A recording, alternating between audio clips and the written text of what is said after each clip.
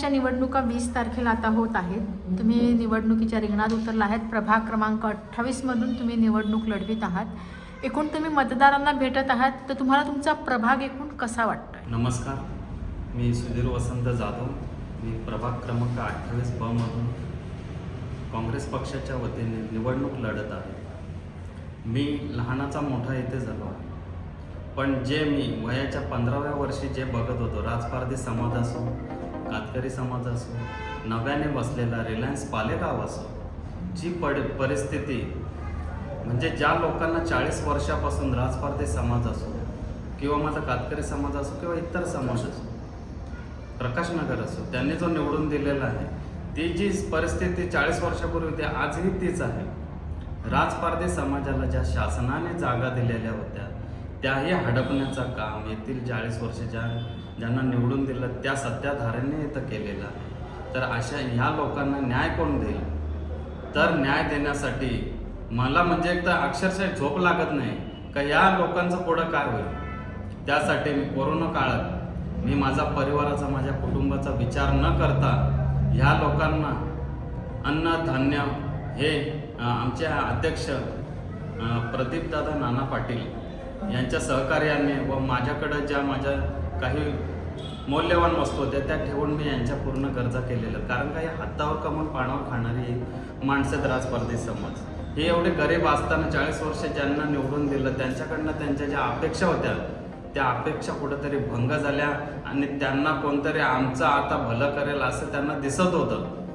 म्हणून जेव्हा निवडणुका पुढं लागल्या तेव्हा त्यांनी मला सांगितलं, दादा तुम्ही जे सामाजिक कार्य करताना हे तुम्हाला मोठं करायचं असेल तर तुम्हाला राजकारणात जावं लागेल व आम्हाला ज्या लोकांनी नाहक त्रास दिला आहे तो आम्हाला तुमच्याकडनं न्याय मिळेल असं आम्हाला वाटतं. म्हणून मी राजकारणात उतरलो आणि त्यांना त्यांच्या ज्या जमिनी हडप केलेल्या आहेत त्या मिळवून देण्याचा मी प्रयत्न करेन.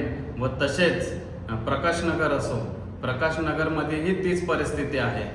येथील सत्ताधाऱ्यांनी त्यांना मध्यंतरी एक म्हणजे चॉकलेट स्वप्न दाखवले होते की तुम्हाला आम्ही मस्त सुंदर असं घर फ्लॅट देऊ आणि त्याचे घरं पण तयार आहेत, चाव्या फक्त घ्या आणि तुम्ही जा.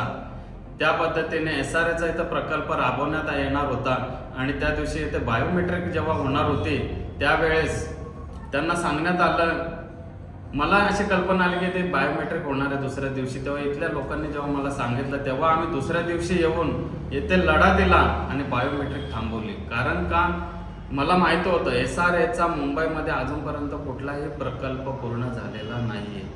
ते लोक आजही बेघर आहेत. लोकांना आमिष दाखवून हे लोक यांना रस्त्यावर आणणार होते. मला जेव्हा माहीत झालं तेव्हा मी आणि येथील माझे सहकारी आम्ही येऊन इथे लढा दिला व बायोमेट्रिक रद्द करण्यात आलं. आज 5 वर्ष झाली. माझं तर येथील प्रकाशनगर येथील रहिवाशांना सांगणं आहे की तुम्ही जाऊन त्यांना हा जाब विचारा का आमच्या चाव्या कुठे आहेत. तुम्ही आम्हाला सांगितलं होतं ना का आम्ही तुम्हाला फ्लॅट देणार आहोत, तो फ्लॅट कुठे एक तरी दाखवावं. तर माझं प्रकाशनगर राजपारधी समाज यांना हात जोडून विनंती आहे की यांच्या भूलथापांना बळी पडू नका आणि बळी पडणार सुद्धा नाहीत. कारण का ह्या लोकांच्या मनात हा सुधीरच आहे आणि सुधीर हा यांच्या विश्वासाला कधीच तडा जाऊ देणार नाही. आणि ज्या पण यांच्या जमिनी लाटल्या त्यांना बेघर करण्याचा प्रयत्न करत आहेत प्रकाशनगरवासियांना.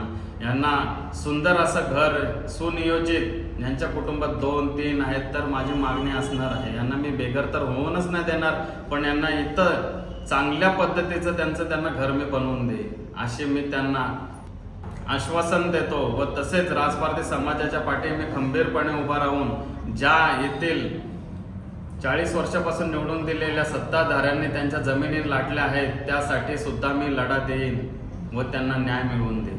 तुमची एक सामाजिक व राजकीय वाटचाल कशी राहील? माझी सामाजिक वाटचाल म्हणजे माझी सामाजिक वाटचाल ही मला पहिल्यापासूनच समाजकार्य करण्याची खूप आवड होती. त्या याच्यानेच मी या समाजकार्यामध्ये उतरलो आणि मी जेव्हा बघितलं येथील परिस्थिती तर खूप मला वाईट वाटायचं.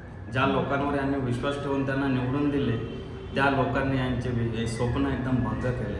कारण का जेव्हा मी जायचो तेव्हा ते लोक एकदम अक्षरशः म्हणायचे सांगायचे, कारण का यांना जेव्हा मी यांचे गटार यांचे चेंबर साफ करायला जायचं तेव्हा ते लोक जे गाड्या घेऊन यायचे सफाई कामगार ते बोलते दादा हम लोग इधर कभी 8-9 साल कभी आए नहीं, बोलता है आप गरीबों के लिए कर रहे, बोलता है मस्त कर रहे, बोलता है एकदम अशा प्रकारे मी या सामाजिक कार्य करता मग त्याच्यानंतरच माझे जे हितचिंतक होते तेच बोलले दादा तुम्ही राजकारणात जाऊन आमच्यासाठी खूप काही करू शकता, विविध योजना आणू शकता. म्हणून मी प्रदीप नाना पाटील यांच्या अध्यक्षतेखाली काँग्रेस पक्षात प्रवेश केला आणि मग तिथपासून सुद्धा मी तीच कामं आत्तापर्यंत करत राहिलो आहे आणि करत राहीन आणि माझ्या गोरगरीब जनतेला व सामान्य जनतेला मी न्याय मिळवून देईन. बरं, आता सध्या हे विकासाचं पर्व आहे. तुमचा प्रभाग जास्तीत जास्त विकसित करण्यासाठी म्हणजे प्रभागाबरोबरच व्यक्तीचा विकास होणं देखील तेवढंच आवश्यक असतं. तर त्या दृष्टीने तुम्ही कशा पद्धतीने काम करणार आहात? माझं एकच म्हणणं आहे, 40 वर्षामध्ये येथील एकाही नगरसेवकाने येथे योजना आणली नाही. मग ते RTI माध्यमातून मुलांना शाळेत प्रवेश असो, ब्युटी पार्लर कोर्स असो, अशा विविध योजना आहेत. रेल्वेची परीक्षा असो, कोणतीही येथे योजना आणली नाही किंवा कोणाला सांगितली सुद्धा नाही.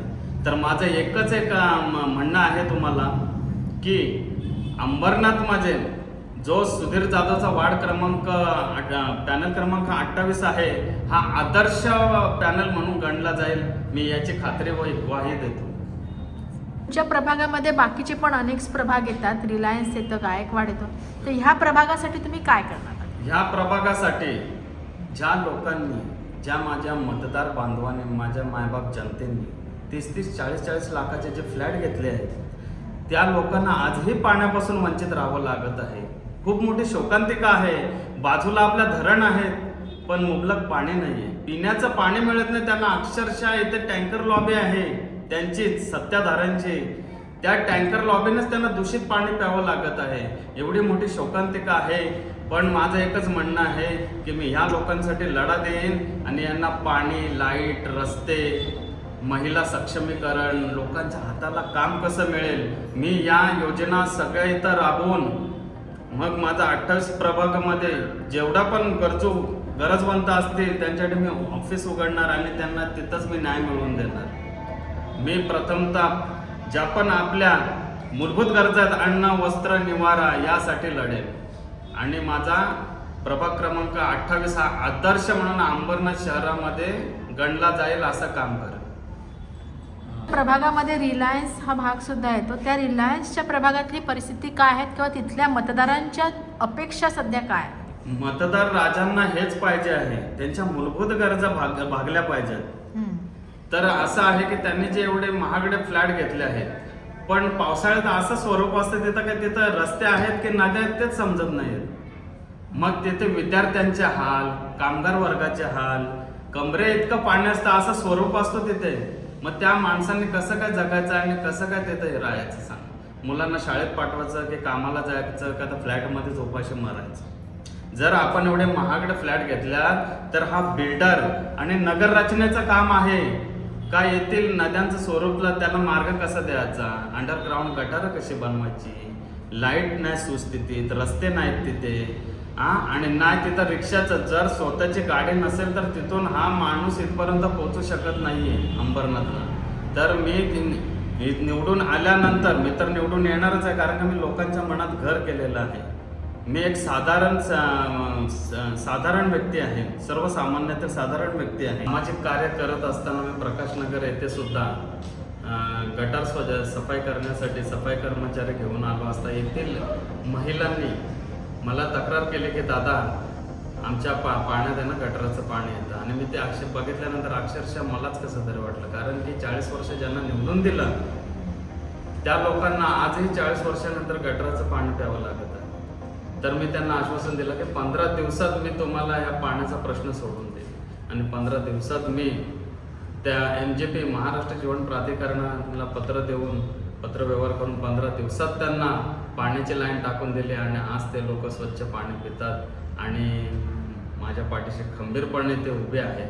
नमस्कार ताई, तुम्ही प्रभाग क्रमांक 28 मधून काँग्रेसतर्फे निवडणूक लढवित आहात आणि तुमची समोरासमोर लढत आहेत 20 तारखेला निवडणूक आहे, मतदान आहे. तर तुम्ही एकूण काय सांगाल की प्रतिस्पर्धी म्हणून तुमची समोर एकच व्यक्ती आहेत आणि तुम्ही समोरासमोर निवडणूक लढवितात, कसं वाटतं एकूण तुम्हाला? नमस्कार, मी 28 क्रमांक अ मधून मोहिनी ज्ञानदेव वाघे उमेदवार आहे. तिला इथली प्रतिस्पर्धा म्हणून मानतच नाहीये, कारण मी इथली स्थानिक भूमिपुत्र आहे. मी इथल्या मतदारांना, प्रभागामधल्या सर्वांना ओळखते. माझी प्रतिस्पर्धी बाहेरची आहे, ती इथं राहतच नाही. मी तिला ओळखतच नाही, ते इथली लोक काय तिला ओळखते. आणि काही लोकांना तिला समस्या आल्या, काही लोकांना, तर तिला कुठं शोधतील. मी इथल्या प्रभागातली आहे म्हणून प्रभागातल्या सर्व समस्या चांगल्या पद्धतीने सोडू शकतो. आणि ती आयात केलेली आहे म्हणून इथली लोक तिच्याकडे प्रश्न घेऊन जातील, तर ती प्रश्न असेल की तुम्ही लोक कुठं राहता, म्हणून मी तिला माझा प्रतिस्पर्धा मानतच नाही. नमस्कार, मी मोहिनी ज्ञानदेव वाघे, प्रभाग क्रमांक 28 अ मधून काँग्रेस पक्षातर्फे उभी आहे. मी इथल्या मतदारांना आवाहन करते की मोठ्या मताने मला विजयी करा. ज्या काही समस्या असेल ते मी सोडवेन. प्रभाग क्रमांक 28 मध्ये मोठ्या प्रमाणात राजपारधी हा समाज आहेत आणि त्या समाजाचे तुम्ही सध्या अध्यक्ष आहात. तर राजपारधी समाज हा ह्या प्रभागाकडे इव्हन निवडणुकीकडे कशा पद्धतीने पाहत आहे? नमस्कार, मी गोविंदा सुरेश घोरपडे, विभाग प्रमुख बारकुपाडा काँग्रेस. आणि मी जे आमचे लोक जे प्रेम आहे सुधीर जाधव बरोबर, ते 8 वर्षांनी 40 वर्षांनी कोणी दाखवलं नाही, पण 8 वर्षांनी ते सुधीरने आमच्या जे घराघरात प्रत्येकाचे जाऊन जे समस्या होते, लोकांएवढी परिस्थिती होती, त्यावेळेला आमचा सुधीर भाऊ तिकडे जाऊन ते कामं करत गेले. भले रस्ते असो, गटर असो, चेंबर असो, लोक आजारी पडायचे. यातल्या नगरसेवकनी काही येऊन बघितलं नाही. आमचे लोक जायचे तिच्याकडे, पण ते येत नसायचे. पण दादा सुधीरचा एकच कॉल केला तर दादा सुधीर आमच्या समाजासाठी तुरंत गाडी पाठवतात. चेंबर साफ करणारे, गटर साफ करणारे, रोडसाठी, प्रत्येकासाठी, फक्त लेडीजसाठी. ते लेडीजला डिलिव्हरी असो, कोण आजारी असो, कोणत्याही हॉस्पिटलमध्ये जातात, पण आमचा सुधीर दादा तिकडे पोहोचून जातात आणि प्रत्येक हॉस्पिटलमध्ये त्याचे कामं पण करून देतात. प्रत्येक ठिकाणी आमचे सुधीर दादा जे 40 वर्षांनी त्यांनी नगरसेवकनी कसा केला तसा आमचा सुधीर भावाने केला. कारण मी पण कट्टर शिवसैनिक होतो, पण मी शिवसैनिक का सोडली? कारण इथले लोकच बरोबर नाही. कारण इथल्या लोकांनी कामं केले नाही आमच्या समाजासाठी.